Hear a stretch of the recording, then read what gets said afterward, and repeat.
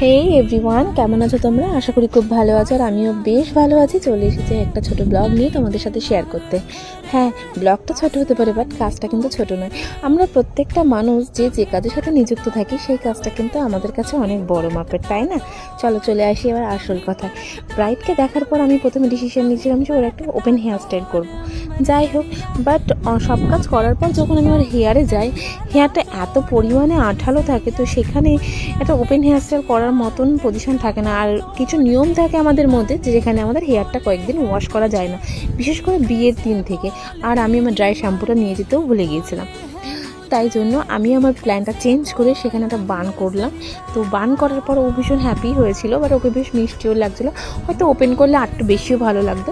যাই হোক, ও খুব হ্যাপি হয়েছে। বাট তোমাদের কেমন লাগছে অবশ্যই আমাকে জানিও। আর আমার কাজ যদি তোমাদের ভালো লেগে থাকে, তো তোমাদের স্পেশাল দিনটির জন্য আমাকে অবশ্যই বুকিং করো।